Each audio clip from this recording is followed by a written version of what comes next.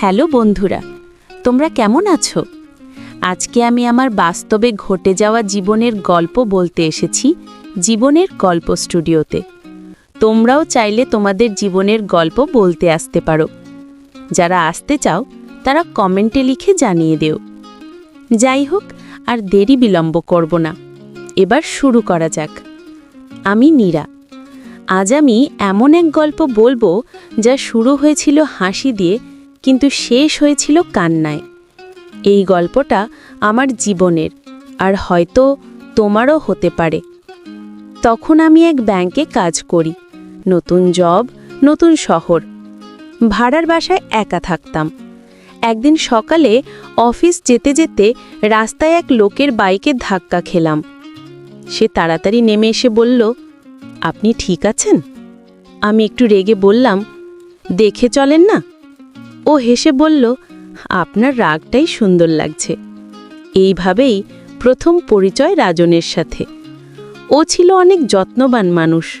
প্রতিদিন অফিস শেষে আমাকে বাসা পর্যন্ত পৌঁছে দিত। চায়ের দোকানে বসে আমাদের গল্প হতো, চাকরি, স্বপ্ন, পরিবার আর একসাথে একটা জীবনের কথা।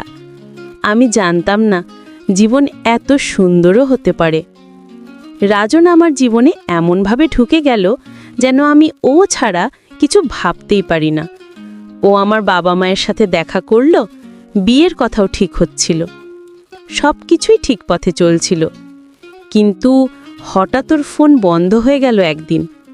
আমি ভেবেছিলাম হয়তো নেটওয়ার্কের সমস্যা, কিন্তু পরের দিনও না, তারপরের দিনও না। এক সপ্তাহ কেটে গেল, কোনো খবর নেই। ওর বন্ধুরা কেউ কিছু জানে না। আমি থানায় গিয়েছিলাম, রিপোর্ট করেছিলাম নিখোঁজ হিসাবে। 2 মাস পর ওর এক আত্মীয় এসে জানালো রাজন বিদেশে চলে গেছে, কাজের ভিসা পেয়েছিল।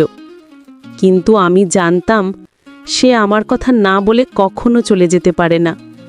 আমি প্রতিদিন ওর নাম ধরে প্রার্থনা করতাম, হয়তো কোনো দিন ফোন করবে, বলবে, নীরা, আমি ফিরে এসেছি। একদিন রাতে ফেসবুক স্ক্রলে ওর নাম পেলাম। ওর নতুন প্রোফাইল, নতুন ছবি, এক মেয়ের সাথে, ওর বিয়ের ছবি। আমার বুকটা ফেটে গেল। আমি চিৎকার করেও কাঁদতে পারিনি, শুধু বসেছিলাম চুপচাপ, নিঃশব্দে। আজ 5 বছর হয়ে গেছে। আমি এখনও ব্যাংকে কাজ করি। যখন কেউ জিজ্ঞেস করে, আপনার কোনো সম্পর্ক ছিল? আমি হাসি মুখে বলি, ছিল, কিন্তু মানুষটা ফিরেনি।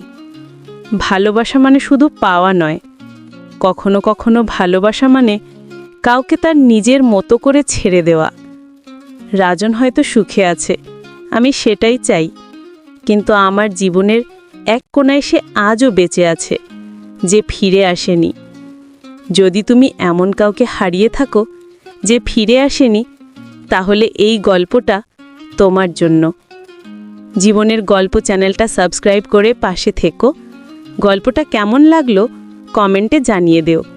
ভালো লাগলে একটা লাইক করে দিও, কারণ প্রতিটা গল্পই এক একটা সত্যিকারের জীবন।